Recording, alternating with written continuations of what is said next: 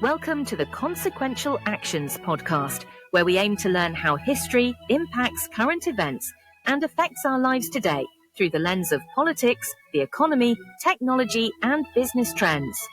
I may be an AI, but your host, well, he is not artificial in any way. Here is Jeff Kellick.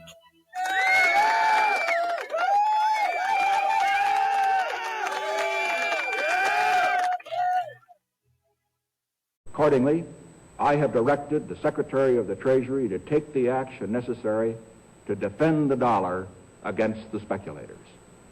I have directed Secretary Connally to suspend temporarily the convertibility of the dollar into gold or other reserve assets, except in amounts and conditions determined to be in the interest of monetary stability and in the best interest of the United States.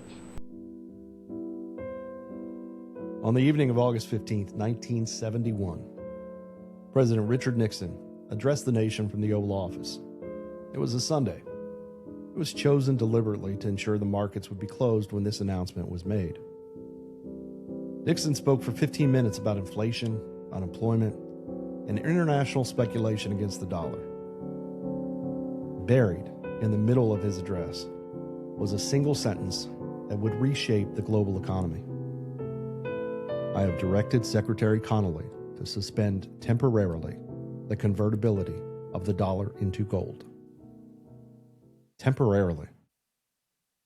That was 54 years ago. The suspension has never been lifted. Before that evening, the U.S. dollar was anchored to gold at $35 per ounce. Foreign governments could exchange their dollar reserves for physical gold from the U.S. Treasury. This arrangement, established at Bretton Woods in 1944, constrained how many dollars the United States could create. Print too many, foreign governments, they drain the gold supply. But after that evening, the dollar was anchored to nothing. Nothing but the credibility of the United States government. The quantity of money was no longer limited to the cost of producing it. It was limited only by the political cost of restraint. Nixon called it the new economic policy. Economists called it the end of Bretton Woods, and libertarians, we call it something else. The beginning of fiat republic. A government that learned it could fund itself not through taxation or honest borrowing, but through monetary creation. On that August evening, the United States discovered it could create money from nothing. And it has never stopped.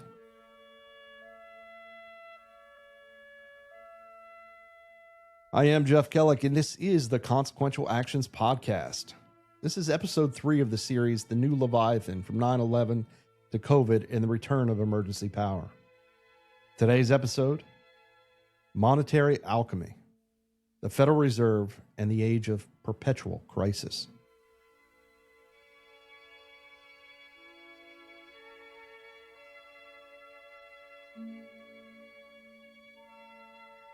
In episode 1, we examined how the Patriot Act created the legal architecture for the surveillance state. In episode 2, we traced that architecture, how it merged with Silicon Valley's commercial surveillance and Treasury's financial monitoring to create a system of comprehensive observation. But surveillance requires funding. Wars require funding. Welfare programs require funding. The administrative state we've been describing, vast, intrusive, perpetually expanding, that requires resources on a scale that taxation alone cannot provide. For taxation at those levels would foster outright revolt by the citizenry. Where does that money come from then? Well, the conventional answer would be taxes and borrowing.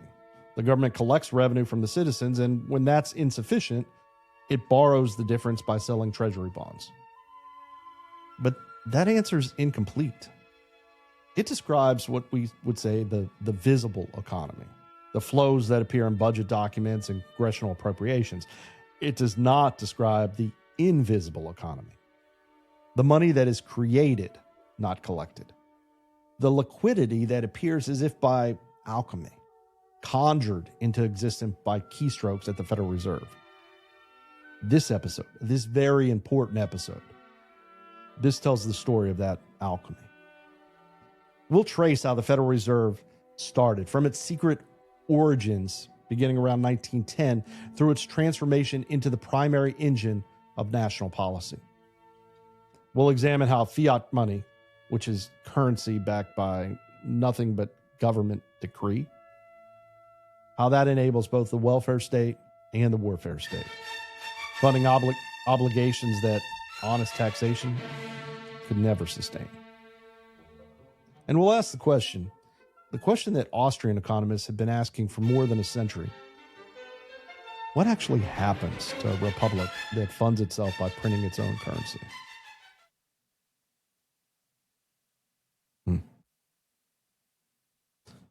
The Federal Reserve System was established officially by an act of Congress in 1913. But its design was not drafted in Congress. It was drafted 3 years earlier, in secret, on a private island off the coast of Georgia. In November 1910, Senator Nelson Aldrich of Rhode Island, chairman of the National Monetary Commission and one of the most powerful men in the Senate, organized a confidential meeting at the Jekyll Island Club. Jekyll Island was a private resort owned by some of America's wealthiest families, the Morgans, the Rockefellers, the Vanderbilts. The attendees traveled under assumed names. They used only first names during the conference to prevent staff from identifying them, and the meeting's very existence was denied for years afterwards. This isn't conspiracy, by the way. This is actually written in the history of the Federal Reserve on the Federal Reserve's own website. Now, who attended this secret conference? Senator Aldrich himself, Abraham Piatt Andrew, Assistant Secretary of the Treasury, Frank Vanderlip, President of the National City Bank of New York, the largest bank in America, Henry P. Davidson, Senior Partner at J.P. Morgan and Company, Charles Norton, President of the First National Bank of New York, Benjamin Strong, who would become the first governor of the Federal Reserve Bank of New York, and Paul Warburg, a partner of Kuhn, Loeb and Company, who had studied European central banking and would become the intellectual architect of the Federal Reserve System. Even the Federal Reserve's own official history acknowledges this meeting. The Federal Reserve History website states, and I'm quoting, "The group used only first names to ensure privacy and to prevent discovery of their identities." This was not a congressional hearing. It was not a public deliberation. It was a private conference of bankers and Treasury officials designing a central banking system that would govern American monetary policy for the next century. The group's goal, as later described by the participants, was to design a central bank that looked decentralized. They knew that Americans harbored deep suspicion of centralized financial power. The first and second banks of the United States had both been controversial. The second bank's charter had been vetoed by Andrew Jackson in 1832 and never renewed. So they designed a system of regional reserve banks, 12 of them, spread across the country, publicly presented as independent, but coordinated under a single board in Washington. The appearance of decentralization masked the reality of centralized control. The Jekyll Island Plan became the template for the Aldrich Bill, and later, with modifications to satisfy progressive Democrats, the Federal Reserve Act of 1913. When the final version of the Federal Reserve Act reached Congress in December 1913, President Woodrow Wilson and Democratic leadership pressed for immediate passage before the Christmas recess. Most legislators had already left Washington for the holidays. Debate was limited. On December 23rd, 1913, 2 days before Christmas, the bill passed. The vote was 298 to 60 in the House and 43 to 25 in the Senate. The public? Yeah, they would not fully grasp the implications for decades. The Federal Reserve Act established the Federal Reserve System as a hybrid entity, private in form, public in function. The regional reserve banks were owned by member commercial banks, not by the government. Yet the Federal Reserve Board in Washington wielded the full authority of federal law. Member banks were required to purchase stock in their regional reserve bank. They received dividends on that stock. The presidents of the reserve banks were chosen by the member banks, not appointed by the government.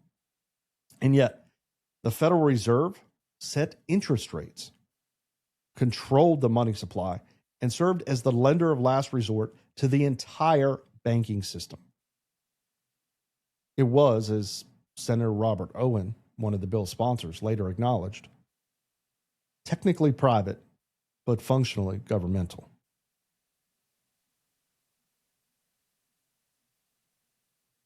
This structure, private capital performing public policy, it became the model for the modern administrative state. The Fed was designed to protect the banking system from volatility of panics like those of 1873 and 1907. But it also insulated the banking system from democracy. Its creation effectively transferred the power to expand or contract the money supply from Congress, as authorized by Article 1, Section 8 of the Constitution, to a technocratic committee. I want to pause here and note what actually occurred. The Constitution grants Congress the power to coin money and regulate the value thereof. This power was understood by the founders as a legislative function, subject to democratic accountability.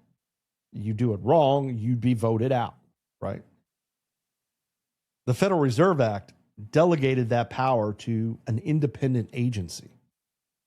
The Federal Reserve Board, later renamed Board of Governors, was appointed by the president and confirmed by the Senate. But once in office, governors served 14-year terms and could not be removed for policy disagreements.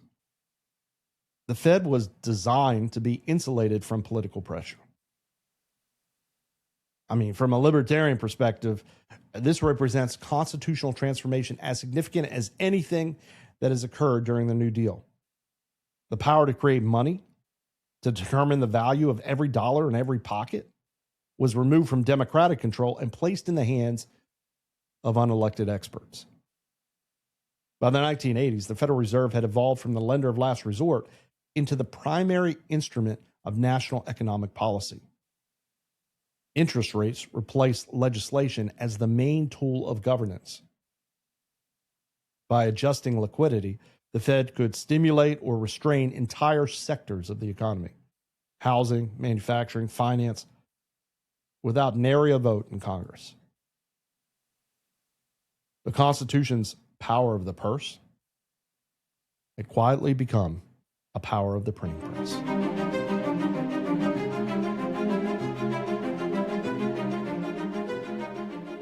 What is fiat money? Before we proceed further, I need to explain how the modern monetary system actually works. This is technical material, but it's essential for understanding everything that follows. The word fiat, it comes from Latin. It means, let it be done, a decree, a command. Fiat money is currency that has value because the government declares it to have value, not because it's backed by any physical commodity. Under the gold standard that prevailed before 1971, the quantity of money was constrained by the quantity of gold. You cannot print more dollars that you cannot back with metal. This created discipline, but also inflexibility. If the economy needed more money and the gold supply did not grow, deflation could result. Under fiat money, there is no such constraint. The quantity of money is limited only by the decision of those who can control its creation. Now, the Federal Reserve controls the money supply through two primary mechanisms. The first lever is interest rates, specifically the federal funds rate. This is the interest rate at which banks lend to each other overnight. When the Fed lowers the rate, borrowing becomes cheaper throughout the economy. Businesses take out loans, consumers finance purchases, credit expands. And when the Fed raises the rate, borrowing becomes more expensive. So therefore, credit contracts. Interest rates are, in effect, the price of money, right? The Fed sets that price. The second lever is what economists call open market operations, and more recently, quantitative easing, or QE. This is how the Fed directly changes the quantity of money. Here's how it works. When the Fed wants to increase the money supply, it buys assets, typically treasury bonds or mortgage-backed securities from banks. The Fed pays for the assets by crediting the bank's reserve accounts. Where does that credit come from? It's created. The Fed simply adds numbers to the bank's accounts. New money conjured into existence. It's a little bit more technical, but that's the basis of what happens. When the Fed wants to decrease the money supply, it sells assets or allows them to mature without replacement. This drains reserves from the banking system. Money, in effect, is destroyed. Now, let me be very clear about what this means. When the Federal Reserve buys a treasury bond, it does not pay with money it's collected or saved. It pays with money that it creates in the act of purchase. The transaction itself generates new dollars. This is what I mean when I say monetary alchemy, the transformation of debt into money through the power of the central bank. Economists measure the money supply in several ways. The most commonly cited is M2, which includes cash in circulation, checking accounts, savings accounts, short-term money market funds. M2 represents the pool of money readily available for spending, liquidity. When the Fed engages in quantitative easing, buying assets and crediting bank reserves, those reserves flow into the broader economy through lending. Banks make loans, borrowers spend, deposits increase. Through what is called the money multiplier effect, the initial injection of reserves can expand M2 by several times the original amount. This is the engine of modern monetary policy. The Fed creates reserves. Banks multiply those reserves through lending, and then the monetary supply expands. Under sound money, commodity-backed currency, thrift funds production, if you want to build a factory, you must first save money or convince others to lend you their savings. Capital accumulation requires deferred consumption. Under fiat money, credit replaces thrift. If you want to build a factory, you borrow from a bank, the bank borrows from the Fed, and the Fed creates the money to lend. Capital accumulation occurs without anyone actually saving. Now, Austrian economists argue this fundamentally distorts the economy. When credit is cheap and abundant, businesses undertake projects that would not be profitable under normal interest rates. When the Fed eventually raises rates or slows money creation, those projects fail, and the boom turns to bust. More fundamentally, fiat money distorts what economists call time preference, the willingness to defer present consumption for future benefit. When citizens know that saved dollars will lose value to inflation, rational behavior shifts from savings to spending, from investing to speculating. Why save for 20 years if your savings will be worth half as much when you retire? Better to spend now or to put your money into assets that might outpace inflation, real estate, stocks, collectibles. The culture of thrift that once financed capital accumulation gives way to a psychology of consumption. A society's time preference, its orientation towards future versus present, shapes its capacity for long-term investment, for delayed gratification, for building institutions that outlast a single generation. Fiat money shortens that horizon. It rewards immediacy and it punishes prudence. Now, there's another effect of fiat money that receives less attention than it deserves. Inflation as redistribution. When the Fed creates new money, that money does not appear evenly throughout the economy. It enters at specific points through banks, through government spending, through asset purchases. The first recipients of new money enjoy its full purchasing power. They can spend before prices adjust. Now, as the new money circulates, prices rise. By the time it reaches wage earners and pensioners, people on fixed incomes, its purchasing power has diminished. They pay the higher prices caused by money they never received. This is called the Cantillon effect, named after the 18th century economist.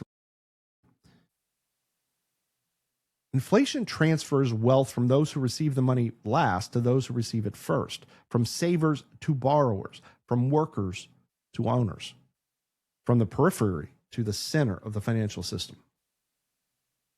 F.A. Hayek called the inflation the most efficient means of arbitrary redistribution ever invented.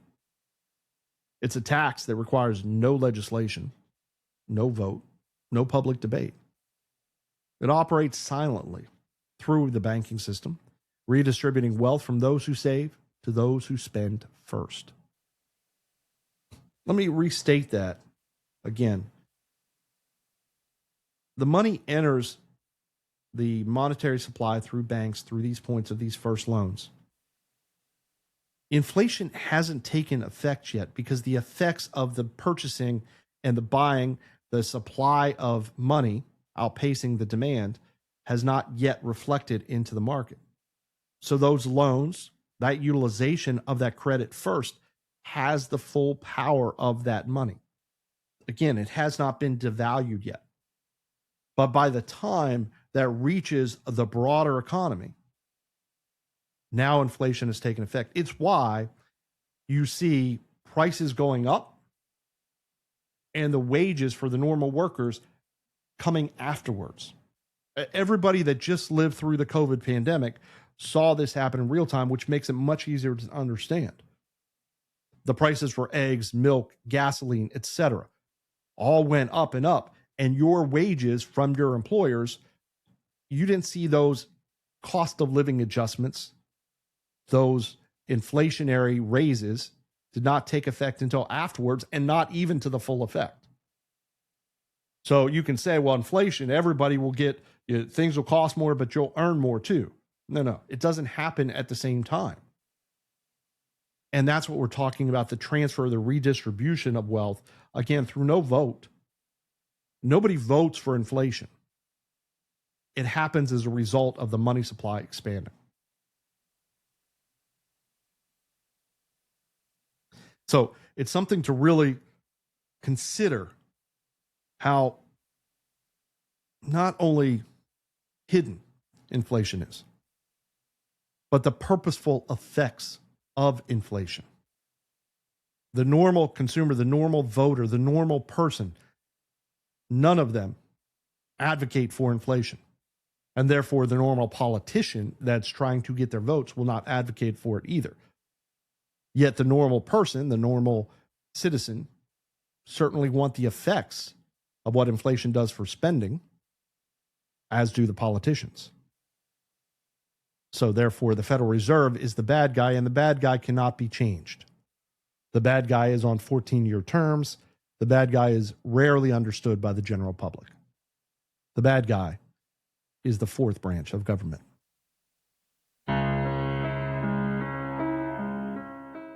For most of the 20th century, the Federal Reserve operated in the background of American economic life.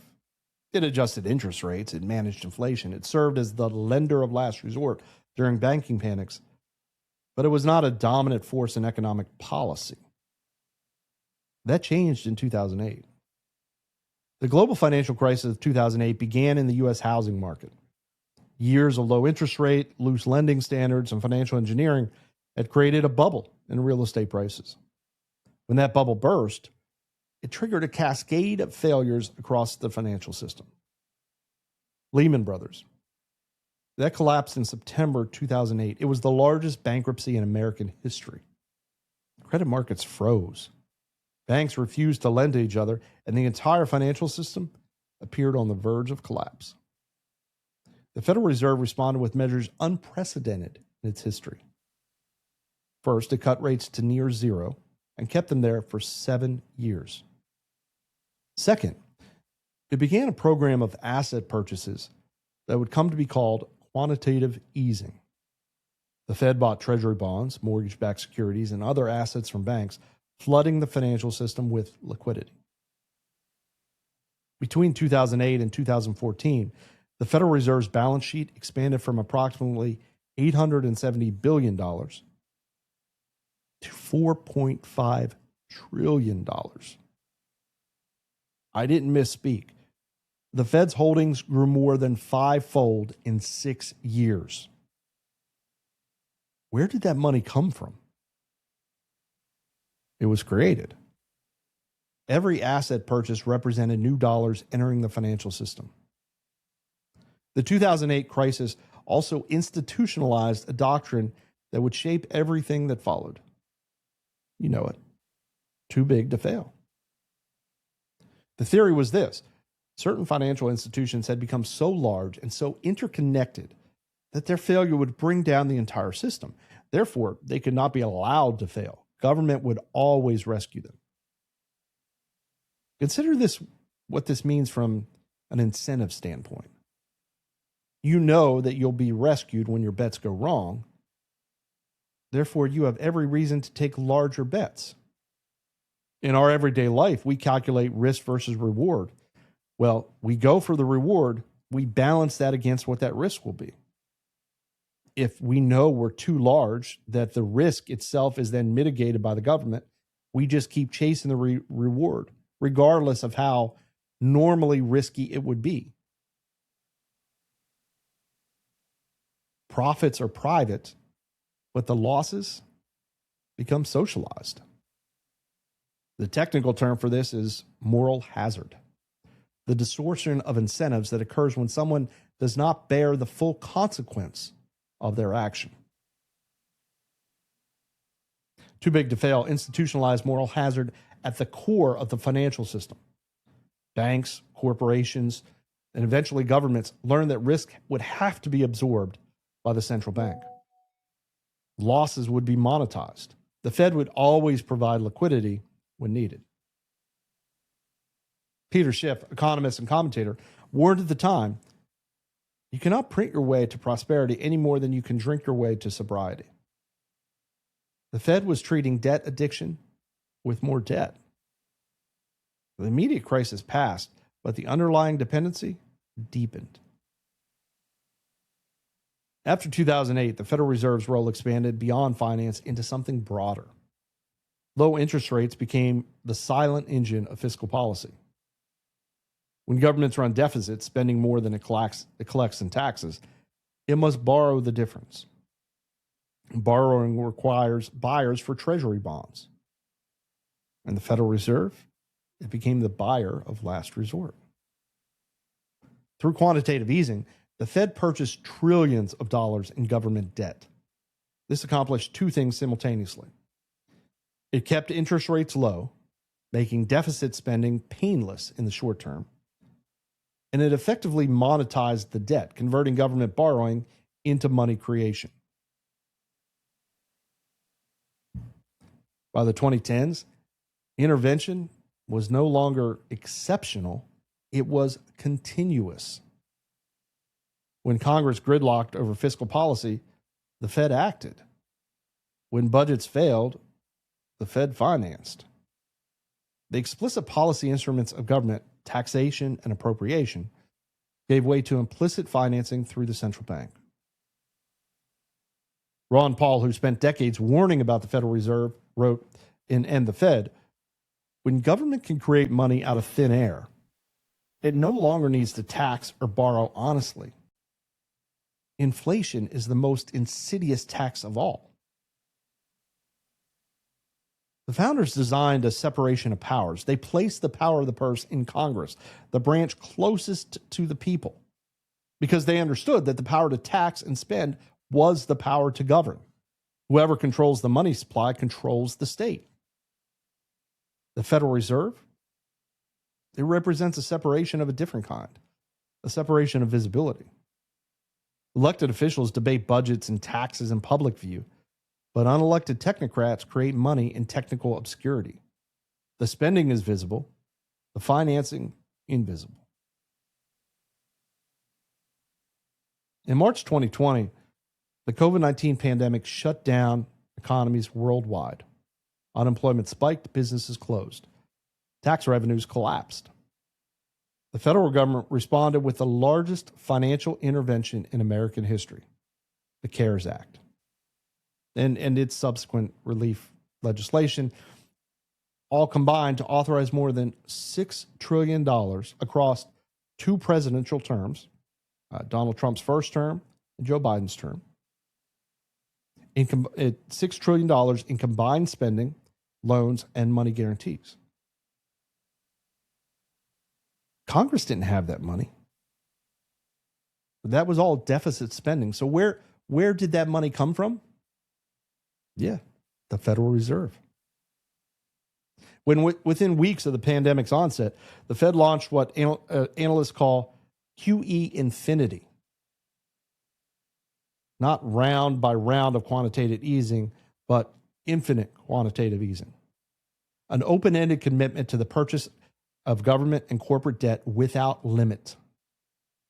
The Fed's balance sheet, which had been slowly shrinking from its 2014 peak, exploded back upward. In less than 2 years, the Fed's balance sheet jumped from approximately $4.2 trillion to over $9 trillion. Earlier in 2008, I said we went from $870 billion to $4.5 trillion. Now in 2008, $870 billion. Now during the pandemic, $9 trillion. 10x increase in under 15 years. The Federal Reserve created more money in those months than it had created in its first 100 years of existence. Congress borrowed the $6 trillion. The Fed bought the debt, and new money flooded the economy. For libertarians, this was the final proof. The emergency state that fiat money had merged completely. The Federal Reserve had become the Treasury's central counterparty, a loop of perpetual motion where dollars are conjured to service obligations the government can no longer meet honestly. Murray Rothbard wrote in The Mystery of Banking, fiat money is the monetary complement of the absolute state. Both rest on coercion rather than consent. The pandemic did not create this system. It revealed it. It showed what the modern monetary order makes possible. Unlimited spending, funded by unlimited money creation, with costs deferred to an indefinite future through inflation and debt. Inflation and debt. We talked about that $6 trillion. We all saw what happened thereafter. The immediate effect, the immediate payers of that inflation, or the immediate payers were those suffering through inflation. And inflation is the most regressive tax of all. Regressive versus progressive taxation. Progressive taxation is the concept that if you have more, the richer you are, the higher percentage of your income or earnings you pay in taxes, because under that mindset, you can, quote, afford it. So if you are a low income earner, you may pay 1 to 5% of taxes. If you are a high income earner, you may pay 40, 50% of your income in taxes because you can, quote, afford it. Regressive taxation means just the opposite. Instead of higher tax percentages on the wealthy, it's higher tax percentages on the poor. And inflation dramatically affects the poor. If you're wealthy and a gallon of milk goes from $2 to $5, that does not make that much of a difference in your life. If you are living paycheck to paycheck and you are poor, when a gallon of milk goes from $2 to $5 and your grocery budget is only $20 or $40, it dramatically affects your life. So this transfer of wealth, this pushing out of money, creating inflationary pressures, while on the surface it may seem, oh, the government's going to spend more, this is great. It dramatically hurts the lower income earners more than anybody. And then the debt doesn't go away. The debt's still there. And the debt is still an obligation to the taxpayer, the future taxpayer. So you're shifting the burden from your current generation to future generations.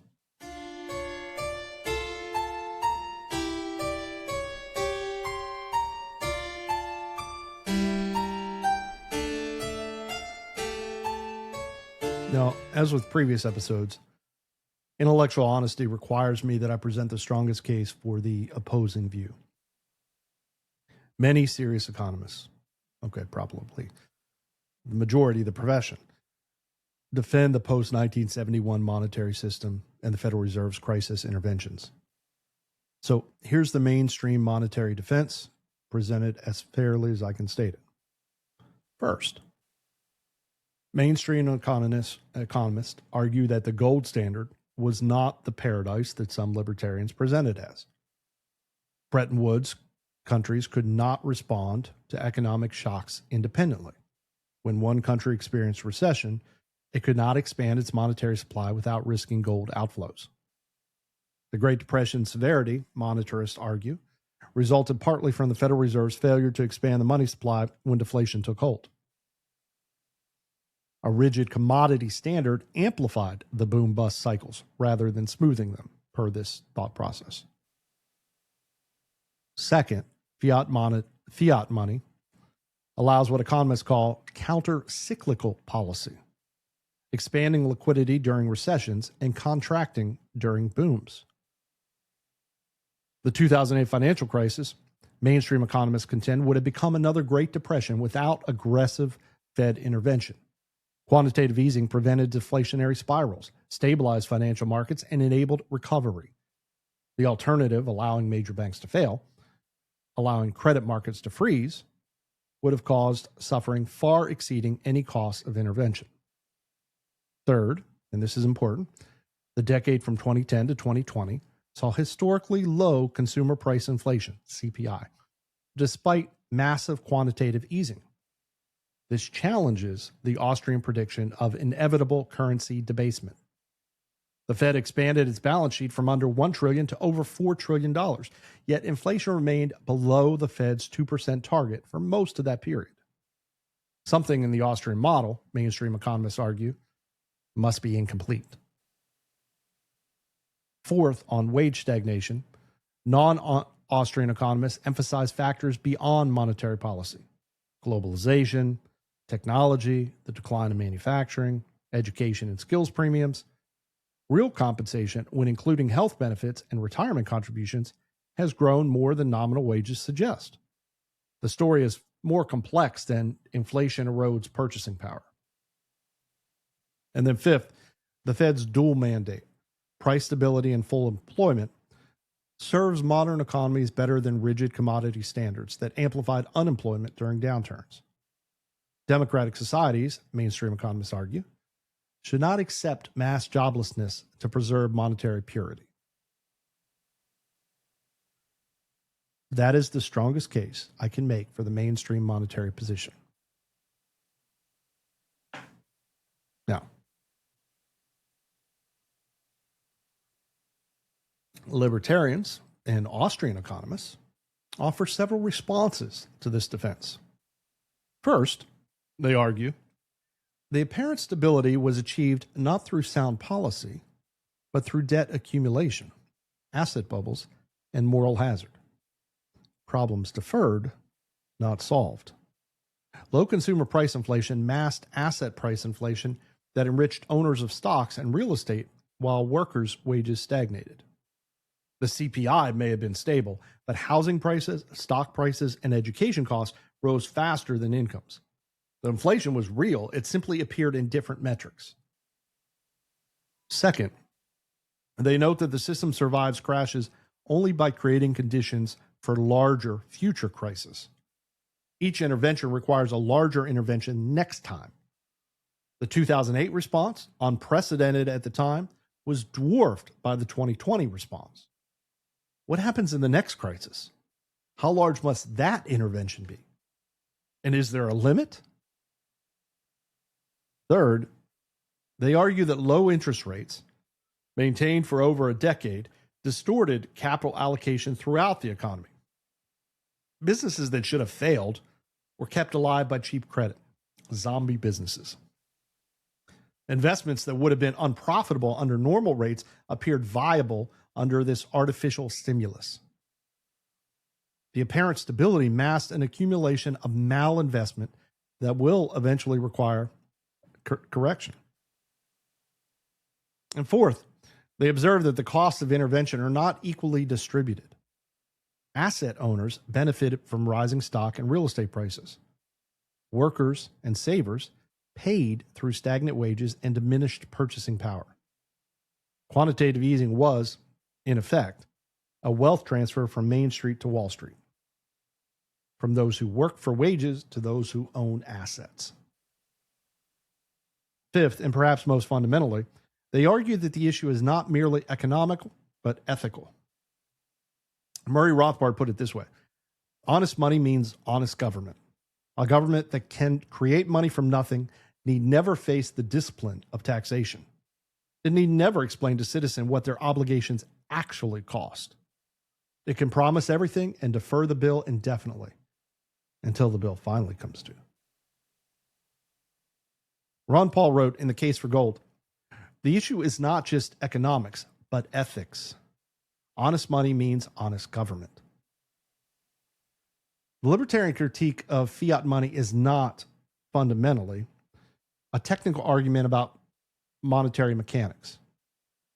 It's a constitutional argument about accountability. It's a moral argument about honesty. And it's a practical argument about what happens when governments discover they can fund themselves without constraint. Each crisis, .com, 9/11, 2008, COVID, justified new powers that were never surrendered. Quantitative easing, bailouts, and emergency lending facilities that were temporary now define normal policy. The Federal Reserve, once the guardian of price stability, now manages employment, inequality, climate risk, financial stability, a mandate that expands with every single crisis. By 2023, the U.S. national debt exceeded $33 trillion. Unfunded obligations, promises made through entitlement programs that lack dedicated funding, surpassed $100 trillion. And interest payments on the debt became the fastest growing item in the federal budget. Yet the system continues, because the printing press has replaced honest taxation as the guarantor of calm. Monetary alchemy, the turning of debt into money, has replaced hard economics of trade and production with the soft policies of liquidity. The state no longer commands through legislation alone, it commands through balance sheet expansion. And the Federal Reserve, created in secret on a private island, has become the fourth branch of government. Unelected, largely unaccountable, and essential to the functioning of a state that can no longer fund itself by any other means.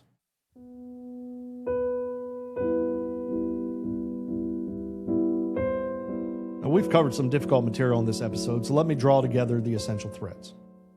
The Federal Reserve was created in 1913, designed by secret bankers and Treasury officials, and passed by a Congress largely absent for the Christmas holiday. It transferred the constitutional power to regulate money from elected representatives to appointed technocrats. For decades, the Fed operated under the constraint of the gold standard. That constraint ended in 1971 when Nixon closed the gold window and inaugurated the era of fiat money, currency backed by nothing but government choice. Under fiat money, the Federal Reserve became the engine of perpetual expansion. It could lower interest rates to stimulate borrowing, it could purchase assets to flood the systems with liquidity, and it could fund government deficits by buying treasury debt with newly created dollars. The 2008 financial crisis transformed the Fed from lender of last resort to permanent backstop. And the COVID pandemic completed that transformation, as the Fed created more money in months than its first century of existence.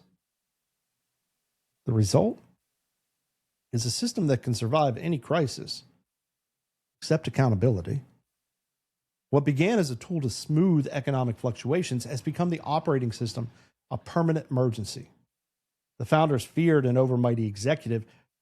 I don't know that they foresaw a central bank that could rule invisibly by interest rate. The new Leviathan does not march in boots. It operates in basis points.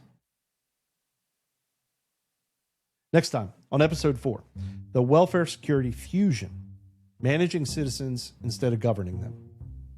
We'll trace how post 9/11 and post 2008 bureaucracies merged with welfare databases, homeland security infrastructure, and financial compliance into a unified architecture of managed dependence. From the founders' firewalls in the Bill of Rights to the modern citizen as credential, we'll examine how government stopped governing and started administering. Thank you for joining me on this episode and this journey through constitutional history. I am Jeff Kellick, and this has been The New Leviathan, from 9/11 to COVID and the return of emergency power on the Consequential Actions podcast. If you enjoy this type of content and exploration of history, be sure to subscribe to our Substack page, our YouTube channel, and view us at consequentialactions.com. Check out our written articles as well, from our corresponding article series on the New Leviathan to our prequel series on the General Welfare Clause, as well as detailed analysis of U.S. political theory, economics, and technology. We'll continue to post articles and welcome your participation at consequentialactions.com, or follow me on X at jkellick. Until next time, have a great day.